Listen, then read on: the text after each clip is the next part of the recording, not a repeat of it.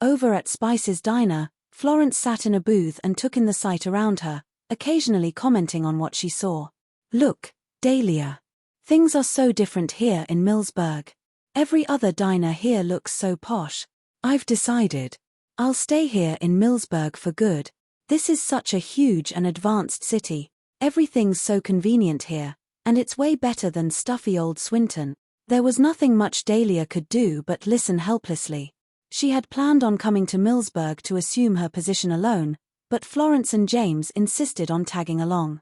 They claimed that they didn't want her coming to Millsburg alone with no one to rely on and that they'd be more at ease knowing that they'd be able to help her and take care of her. Mom, does Aunt Victoria live nearby? James suddenly asked out of nowhere. She does.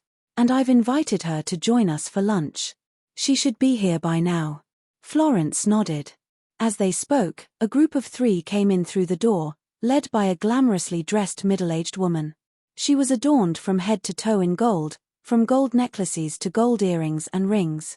She appeared every part a wealthy woman, and she was none other than Florence's sister, Victoria Franklin. Following behind her were Julie and an attractive young man. You're here, Victoria. Quick, have a seat.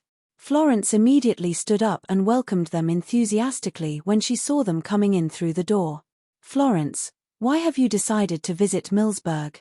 Victoria eyed her from head to toe, deliberately showing off her gold bangles and the thick gold rings on her fingers as she spoke. Dahlia's running a company here in Millsburg, so we followed her here. Florence chuckled. Then, it finally registered with her how flashily Victoria had dressed up. Hey, have you hit the jackpot? Where'd you get all your jewelry from? Haha, these are nothing. I've got loads more at home. Victoria smiled smugly. I have to say, I've got quite an accomplished daughter. She recently made $100 million, so she got me some jewelry. What? $100 million? Florence's eyes widened in disbelief. Julie, since when were you so capable? Dahlia had toiled and suffered for 3 whole years to start up Quinn Group, and even she did not have $100 million in cash. Julie had struck Illinois rich indeed. Oh, Aunt Florence, have you forgotten I graduated from a prestigious university? I've always been capable. You just don't know it. Julie hugged her arms arrogantly. She had returned to Millsburg and enjoyed all of life's pleasure after selling off Florence's sapphire. I guess I never found out.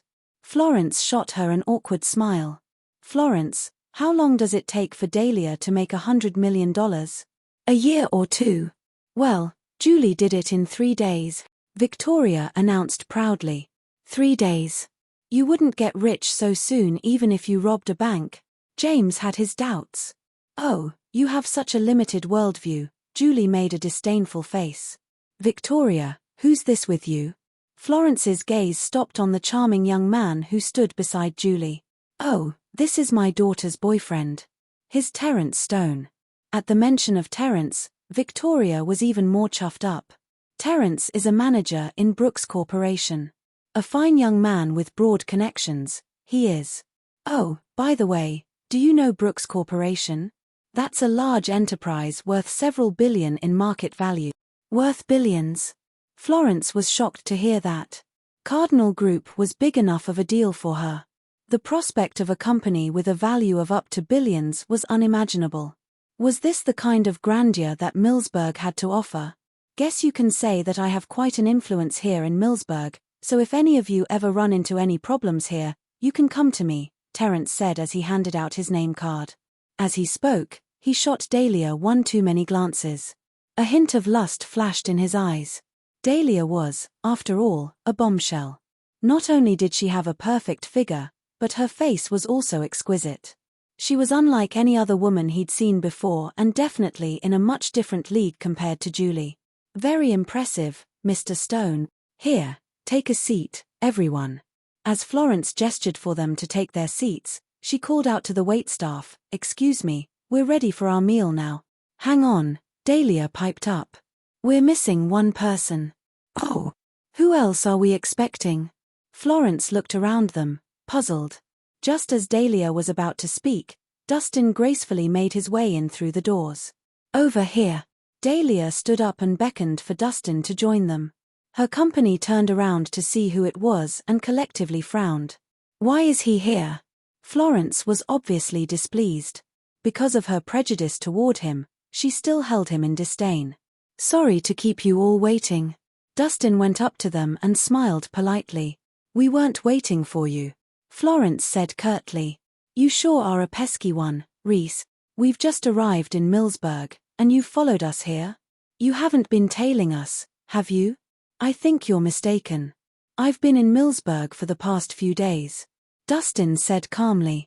Who knows if you knew that we'd be coming here beforehand?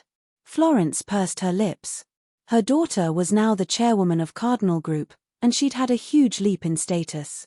Dustin was nowhere good enough for her anymore. Don't say that, Mom. I was the one who invited Dustin for lunch, Dahlia explained. Fine, whatever. Since you're already here, you can join us. Florence couldn't be bothered to argue with him.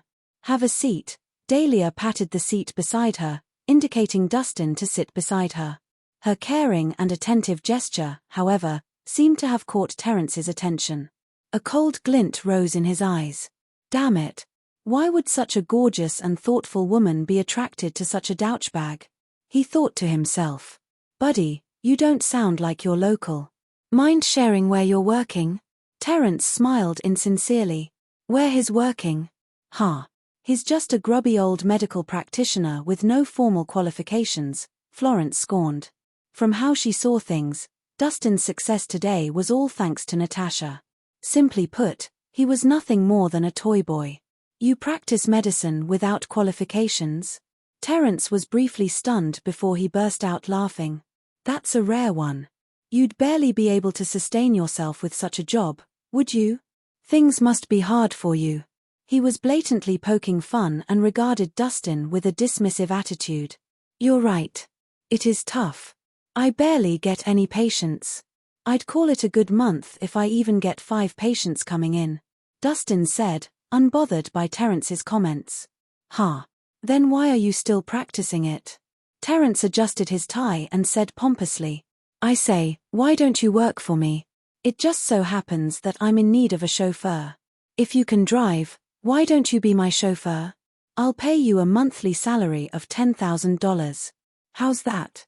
Thanks. I appreciate the offer, but I'm not interested. Dustin shook his head.